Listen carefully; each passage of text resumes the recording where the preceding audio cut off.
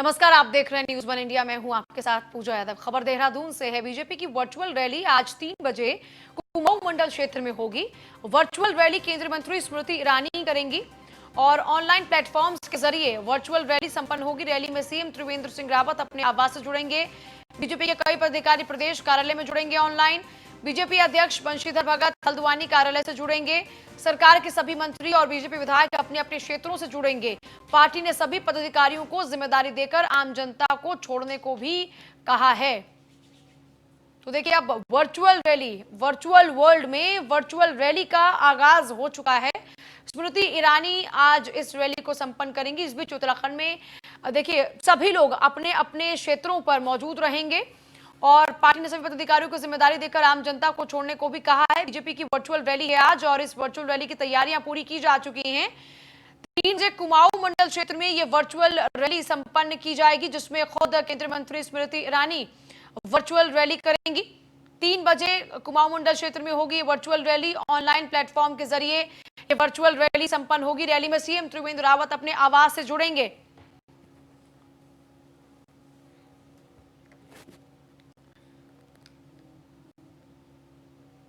और वहीं कांग्रेस ने प्रेस कॉन्फ्रेंस कर सवाल खड़े किए हैं। कांग्रेस प्रदेश अध्यक्ष ने सरकार पर सवाल दागे हैं कोरोना के बढ़ते मामलों को लेकर। और ये जुबानी हमला प्रीतम सिंह का, जिसमें वो सरकार किसी भी राजनीतिक दल से बातचीत नहीं करना चाहती, ये आरोप लगा रहे हैं। क्वारंटीन सेंटर्स की स्थिति राज्य में बदहाल है, सरकार व्यवस्था सुधारे। राज्य में कोरोना सैंपल की टेस्टिंग की गति भी धीमी है। राज्य में मात्र 6 टेस्टिंग सेंटर्स हैं। सभी जिलों में ये व्यवस्था है ही नहीं। राज्य के सभी 13 जिलों में टेस्टिंग सेंटर खोले जाने चाहिए। सरकार दावे तो बहुत कर रही है, लेकिन धरातल पर कुछ व्यवस्था है ही नहीं। प्रीतम सिंह ने बाकायदा प्रेस कॉन्फ्रेंस कर सरकार के ऊपर सवाल दागे हैं और सरकार की अव्यवस्थाओं की पोल खोलने की वो कोशिश कर रहे हैं। उनका ये दावा है कि जितने भी क्वारंटीन सेंटर्स हैं, क्वारंटीन सेंटर्स में अव्यवस्था बहुत ज्यादा है। फिर वो ये कहते हैं कि 13 जिले वाले उत्तराखंड में सिर्फ 6 जिलों के अंदर ही टेस्टिंग सेंटर्स हैं, जबकि बहुत तेजी के साथ अब जब इन दिनों आंकड़ों में इजाफा हुआ है, क्योंकि देखिए 1000 का भी आंकड़ा उत्तराखंड पार कर गया, जबकि लगभग 2 महीने तक वहां पर 100 का आंकड़ा पार नहीं हुआ था। अब 1000 का आंकड़ा भी पार हो चुका है। तो ऐसे में क्वारंटीन सेंटर्स की स्थिति को लेकर, बदहाल व्यवस्था को लेकर, सरकार की रणनीतियों को लेकर, विपक्ष के साथ चर्चा ना करने को लेकर, इसके साथ साथ टेस्टिंग सेंटर्स की संख्या बढ़ाने को लेकर प्रीतम सिंह ने सरकार पर जुबानी हमला किया है।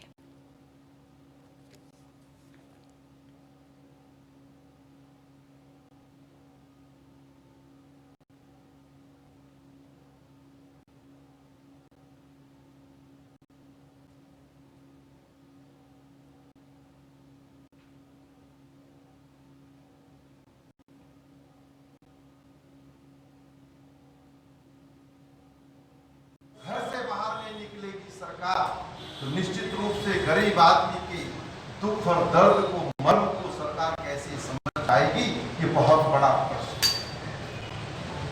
सरकार कोरोना के डर से पिंजरे में कैद है।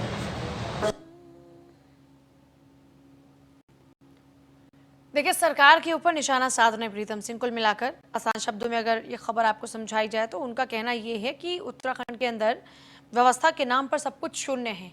वो ये कह रहे हैं कि उत्तराखंड में क्वारंटीन सेंटर्स है वो बदहाल है, सरकार इस ओर कोई ध्यान नहीं दे रही। इसके अलावा वो आरोप ये भी लगा रहे हैं सरकार के ऊपर कि सरकार ने अव्यवस्थाओं को बहुत ज़्यादा पनाह दी है बजाय व्यवस्थाएं करने के, और यही सरकार की खामी है। वो साथ साथ ये भी कहते हैं कि सरकार ने 13 जिलों वाले इस उत्तराखंड में अभी तक सिर्फ 6 टेस्टिंग सेंटर्स शुरू किए हैं, जबकि जरूरत यहाँ पर 13 ही सेंटर्स की है, क्योंकि अब वहां पर भी आंकड़ों में इजाफा हो रहा है।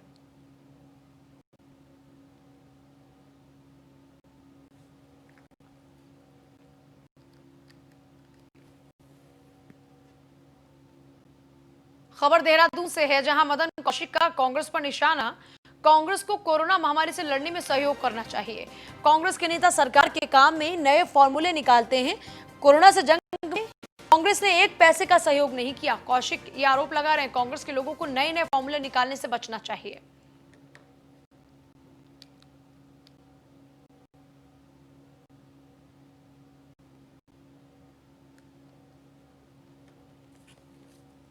कांग्रेस को ये नहीं पता उसे क्या करना है। पहले कह रहे थे कि आप लेकर नहीं आ रहे, जब लेके आ गए तो हमारे पास रजिस्ट्रेशन जाता है। हमने रजिस्ट्रेशन ज्यादा कम के करके फिर कहा लेके क्यों आ रहे हैं, लेके आए तो फिर कहा क्वारंटीन नहीं कर रहे हैं, हमने क्वारंटीन शुरू किया तो क्यों कर रहे हैं, पहले कहा सीमा पे करो, तब हमने जनपद में करना शुरू किया तो जनपदों में क्यों कर रहे हो। एक पैसे का सहयोग उन्होंने मुख्यमंत्री राहत कोष में नहीं किया, एक पैसे का सहयोग कांग्रेस ने प्रधानमंत्री केयर फंड में नहीं किया, एक पैसे का सहयोग उन्होंने जो एक सरकार को करना चाहिए था वो नहीं किया, और रोजाना रिसर्च करने पे लगे गए। उनका ये जो रिसर्च है ये कौन सा रिसर्च है ये शायद उनके समझ में भी नहीं आ रहा है। उनके नेता अलग रिसर्च करते हैं, वो अलग अलग रोजाना बातचीत करके और वो कोई फार्मूला निकालते हैं, फिर ये अलग निकालते हैं फार्मूला। कांग्रेस को चाहिए ऐसे संकट के समय में सब लोग मिलकर अपने लोगों की सहायता करें, लोगों की रक्षा करें, लोगों के साथ खड़े हों, बजाय इसके कि आप रोजाना ये करना चाहिए वो करना चाहिए। भाई हम लोग कोरोना से निपटने के लिए एपिडेमिक एक्ट लागू होने के बाद राज्य के हाथ में कानून के दृष्टिगत बहुत ज्यादा नहीं होता। भारत सरकार की गाइडलाइन उस एक्ट के अंतर्गत आती है, राज्यों को उनको लागू करना है। थोड़ा ज्यादा बढ़ा से राज्य वहाँ की जितनी गाइडलाइन है उसके छूट जितनी है वो ज्यादा नहीं कर सकते। सर मेरा उन परिस्थितियों में अब आप नए नए फार्मूले निकलते हैं, तो कांग्रेस को इससे बचना चाहिए। कांग्रेस को यही नहीं पता उसे क्या करना है। शादाब शम्स हमारे साथ में है। शादाब साहब, कांग्रेस तो बड़े गंभीर आरोप लगा रही है आप लोगों के ऊपर, कहती है कि आपने जो दावे किए हैं उन दावों में कोई दम ही नहीं, तमाम अव्यवस्थाओं का माहौल है जिसके चलते उत्तराखंड में तेजी से आंकड़ों में इजाफा हो रहा है। देखिए कांग्रेस क्या कह रही है, कांग्रेस ने पूरे उत्तराखंड को बहुत शर्मसार किया है, और मैं बड़ी जिम्मेदारी से इस बात को कह सकता हूं कि जब दुनिया में हमारे बच्चे ये पूछेंगे कि कोरोना आया था दुनिया में और एक अनजान बीमारी आई थी, जब पूरी दुनिया में आपदा का दौर था, तब उत्तराखंड में कोरोना की आपदा में कांग्रेस की क्या भूमिका थी, तो मुझे लगता है कि शायद अपनी नस्लों से आंख मिलाने की हैसियत में कांग्रेस के नेता नहीं होंगे। 1000 बुराइयां कमियां मैं इनकी गिनवा सकता हूं, लेकिन एक भी पॉजिटिव बात अगर आप मुझे साबित कर दें कि कांग्रेस ने की है तो आप जो कहेंगे वो हम हारने के लिए तैयार हैं। आप बताइए, इनके नेता जब कोरोना शुरू हुआ तो क्वारंटाइन सेंटर में इनके उपाध्यक्ष घुस जाते हैं, सूर्यकांत धस्माना उन्हें 14 दिन के लिए क्वारंटाइन किया जाता है। जब लोग जिंदगी की इस जंग में जीतने के लिए और जिंदगी को बचाने की लड़ाई लड़ रहे थे तो तिलक आज भिड़ंत चौक पे खड़े होकर भाषणबाजी करते हैं।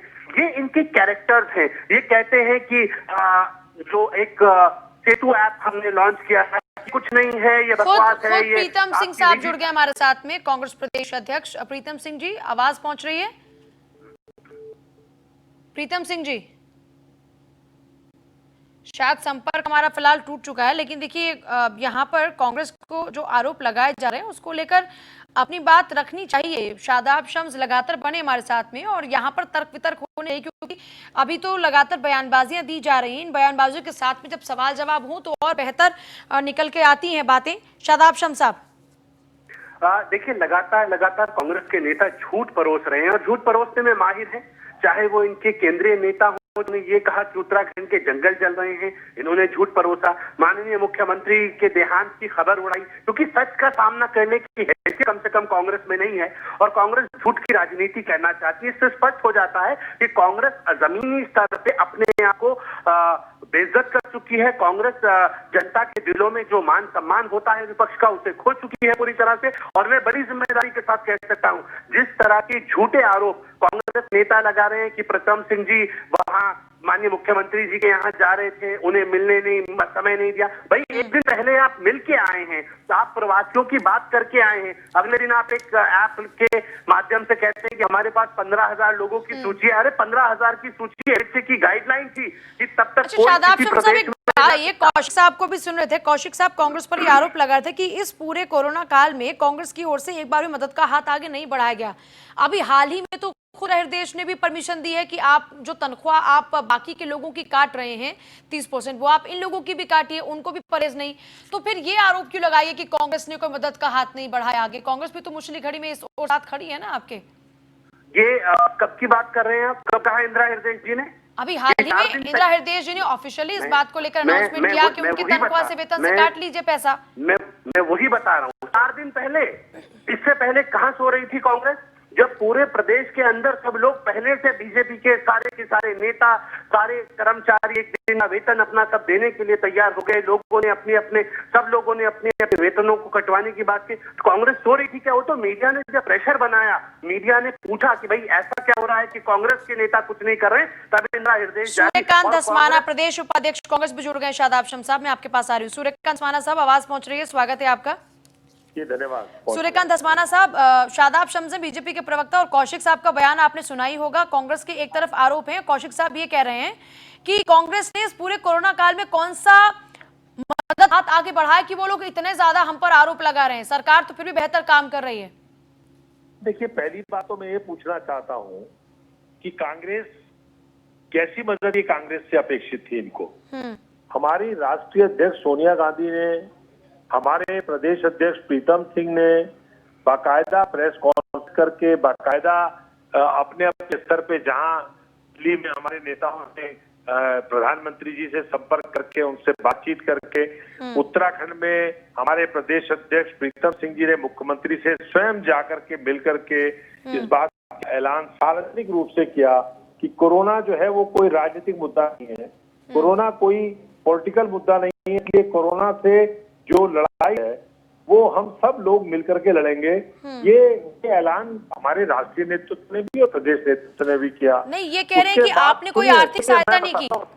मैं आपको बताता हूँ आर्थिक सहायता क्या करनी है, तो लूटने में लगे हुए, मैं बताता हूँ आपको। उसके बाद हमारी पूरी पार्टी प्रदेश अध्यक्ष जी के निर्देशों पे हमारे लोगों ने लगातार, स्वयं प्रीतम सिंह जी ने, मैंने, आज की तारीख तक, जब इन्होंने अपनी सारा काम डिसबैंड कर लिया, रसोइयां अपनी बंद कर दी, अपने राशन की किटें अपने घर में रख ली, उस दिन भी आज सुबह हमने देहरादून के जो समाचार पत्र वितरक हैं, जो समाचार घर पहुंचाते हैं, अखबार बांटते हैं, आज बड़ी संख्या में उनको प्रीतम सिंह ने, मैंने जो हमारे ट्रस्ट ने किट उपलब्ध कराई थी वो आज वितरित की। हम लोग लगातार जनता के बीच में जाकर के, जो जनता को आवश्यकता थी, चाहे राशन की आवश्यकता हो, चाहे पके हुए खाने की आवश्यकता हो, चाहे लोगों को, मैं स्वयं 12 लोगों को बिहार कैमूर जिले में वो फंसे हुए थे, 41,000 रुपए बस के देकर के उनको वापस लाया और उसके बाद उत्तरकाशी उनको पहुंचाया।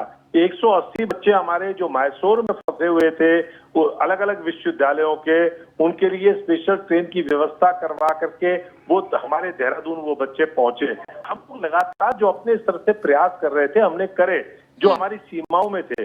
अब ये काम सरकार का होता है। 20 लाख करोड़ का जो पैकेज इन्होंने जलेबी बना करके पूरे देश के सामने प्रस्तुत करी, जिसका ना सिर का पता ना पैर का पता ही नहीं है वो पैकेज कहाँ गया, किसके पास गया। आज पूरे देश के अंदर प्रधानमंत्री जी ने भी सरेंडर कर दिया है और मुख्यमंत्री ने भी सरेंडर कर दिया है कोरोना से लड़ाई में। अब ये कोरोना से नहीं लड़ रहे, अब ये कांग्रेस से लड़ रहे हैं। अब ये सोनिया गांधी से और राहुल गांधी से और प्रियंका गांधी से दिल्ली में मोदी जी और उनकी सेना लड़ रही है, और उत्तराखंड में यहाँ पर त्रिवेंद्र सिंह रावत जी जो 75 दिन तक लगातार साफा बांध करके अपने घर में बैठे रहे और कहीं दिखाई नहीं पड़े, वो प्रीतम सिंह जी से लड़ रहे हैं। मदन कौशिक जी रोज बयान जारी कर देते हैं कांग्रेस काम नहीं कर रही है, सहयोग नहीं कर रही है। हमको बतावें तो ये पहली बार इस देश के अंदर हमने देखा है कि कोई सरकार विपक्ष से बात ही नहीं करना चाहती। प्रदेश अध्यक्ष प्रीतम सिंह, जब तमाम हमारे जो देवभूमि ऐप हमने लॉन्च किया था, उस ऐप में जो हमने 25,000 प्रवासियों को रजिस्टर्ड किया था, वो लेकर के जब मुख्यमंत्री के पास गए तो मुख्यमंत्री जी ने सोशल डिस्टेंसिंग का वास्ता देकर के उनसे मिलने से मना कर दिया प्रतिनिधिमंडल से। उसके बाद आप अजूबा देखिए कि संक्रमित मंत्री आदरणीय सतपाल महाराज जी बेचारे संक्रमित हो गए, वो संक्रमित मंत्री बैठक में बैठ गए, सारी कैबिनेट बैठ गई, वहां पर चीफ सेक्रेटरी से लेकर के सारे अधिकारी बैठ गए और पूरा का पूरा जो मंत्रिमंडल था वो संक्रमण की चपेट में लगभग आ गया। और आप हमको कह रहे हैं कि आप काम नहीं कर रहे हैं। हम क्या काम करें साहब? आपने तो जो हमको कहा, हमने उस पर कहा कि आप हमसे बताइए हमने क्या काम करना है। लेकिन सरकार अगर विपक्ष से बात नहीं करेगी, लोकतंत्र का तकाजा है कि पक्ष और विपक्ष दो होते हैं। अगर पक्ष और विपक्ष में संवाद ही नहीं होगा, विपक्ष से आप बातचीत नहीं करना चाहोगे, उसके बाद ये आरोप लगाओगे कि विपक्ष काम ही नहीं कर रहा है, तो आप हमें काम तो बतावें कि हम काम क्या करें। धस्माना साहब बहुत शुक्रिया, शादाब शम्स साहब बहुत शुक्रिया आपका भी बातचीत के लिए। उत्तराखंड में भी कोरोना के आंकड़ों में लगातार इजाफा हो रहा है। अब आंकड़ा देखिए 1500 पार कर चुका है। 1537 इस वक्त आंकड़ा है। कोरोना संक्रमण से अब तक 13 मौत हो चुकी है। उत्तराखंड में 755 कोरोना मरीज अस्पताल से ठीक होकर रवाना भी हो चुके हैं, डिस्चार्ज होकर। मंडी समिति निरंजनपुर में तैनात एक सिपाही भी कोरोना पॉजिटिव पाया गया। महंत इंद्रेश अस्पताल में भर्ती है। कोरोना पॉजिटिव एक महिला की मौत हो चुकी है। यूपी के सहारनपुर की रहने वाली महिला अन्य बीमारी से ग्रसित थी, जिसकी मौत हुई है।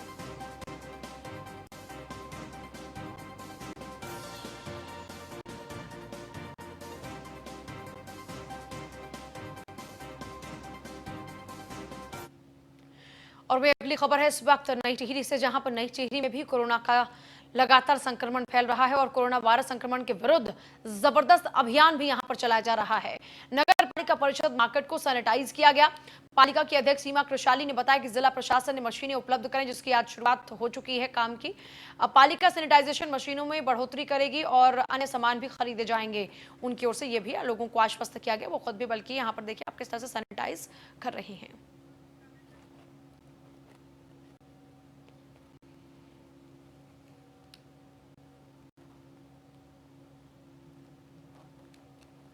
महोदय का धन्यवाद करना चाहती हूँ। उन्होंने 4 भेंटे नगर पालिका को समर्पित की है और आज इसका उद्घाटन है और कल से ये मशीनें सुचारू रूप से पूरे शहर में करेगी। और आज हमने मार्केट बंद रखा है ताकि अच्छे ढंग से इसका जो साइकिल होती है वो खत्म हो जाए। सिर्फ सब्जी की कुछ दुकानें खुली है 1-2 घंटे और पूरे दिन पर आज सैनिटाइजर होता रहेगा। मार्केट, मस्जिद है और मंदिर है और स्कूल वगैरह जो जहाँ ज़्यादा है। कल से जब क्वारंटाइन सेंटर है, जो मोहल्ले जिनमें ज़्यादा संख्या में लोग रखे हुए वहाँ पे ज़्यादा होती है। और आज हम सब मार्केट और मंदिर और मस्जिद का वो करें। हरिद्वार जिले मुख्य चिकित्सा अधिकारी सरोज नैथानी अचानक से लक्सर के सामुदायिक स्वास्थ्य केंद्र का निरीक्षण करने पहुंच गई, जिसके बाद सामुदायिक स्वास्थ्य केंद्र विभाग में हड़कंप मच गया। कोविड-19 के लगातार यहां पर पेशेंट्स एडमिट हैं और इसी मद्देनजर मौजूदा वक्त में स्वास्थ्य विभाग जिला स्तर पर कोई कोर कसर नहीं छोड़ना चाहता। ऐसे में हरिद्वार जिले की मुख्य चिकित्सा अधिकारी सरोज नैथानी खुद पहुंच गई क्षेत्र के सामुदायिक स्वास्थ्य केंद्र पर, जहां पर उन्होंने मौके पर पहुंचकर निरीक्षण भी किया और जायजा लिया। उन्होंने लक्सर पहुंची मुख्य चिकित्सा अधिकारी ने पहले पुराने सामुदायिक स्वास्थ्य केंद्र पर स्थापित किए गए कोविड-19 के सैंपल कलेक्शन काउंटर और विशेष रूप से कोरोना की जांच के लिए तैनात की गई स्वास्थ्य विभाग की विशेष टीम को वर्तमान के सामुदायिक स्वास्थ्य केंद्र पर पुनः स्थापित करने का आदेश दिया। ऐसा था कि जब प्रवासी आ रहे थे तो प्रवासी किसी स्कूल में कहीं के थे और आपकी टीम द्वारा उनको वहाँ से उठा के यहाँ पे लेकर आ रहे थे। और प्रवासी में हमें पहले से ही खतरा है कि ये लोग पॉजिटिव होने की संभावना इनकी बहुत हाई थी, इसीलिए ये सोच के ये पुरानी बिल्डिंग में सैंपलिंग हो रही थी ताकि मिक्सिंग ना हो। लेकिन एट द सेम टाइम शुरू से इंस्ट्रक्शन थे कि जिनको खांसी, जुकाम, नज़ला, सांस फूलने का बहुत बीमारी हो रहा है उसका भी सैंपलिंग करें, जो आपके द्वारा किया जा रहा है। लेकिन अब अगर आप देखें प्रवासी का, अब भारत सरकार ने ये बोल दिया है आप उन्हीं का टेस्टिंग करिए जिनको ये सब तकलीफ है। तो वो जब तकलीफ है तो सब अस्पताल में ही आने वाले हैं और अस्पताल में अगर हमारी सुविधा नहीं होगी तो हो सकता है वो लोग वहाँ से घर की तरफ ना चले जाएं। तो हमें इस बात का ये है कि जो हमारी अगर रोज ओपीडी अगर 100 मरीज हम देख रहे हैं तो मुझे पक्का यकीन है 20 से 25 लोग ऐसे हो रहे होंगे जो खांसी जुकाम के। और अब तो सरकार की गाइडलाइन ये है कि होम आइसोलेशन, कि आप अपने घर में बंद रहिए 24-48 घंटे जब तक रिपोर्ट आती है। तो आई थिंक इस वजह से मुझे यहाँ पे ये इनको आदेश है कि इसको वही करें तो ज़्यादा ठीक रहेगा। क्योंकि हमारे पास टीम भी नहीं है, एनर्जी बहुत लॉस हो रही है, मेहनत कर रही है 3-4 महीने से बहुत मेहनत हो गई। अब एक ही जगह एकत्रित होकर वहीं कार्य करें।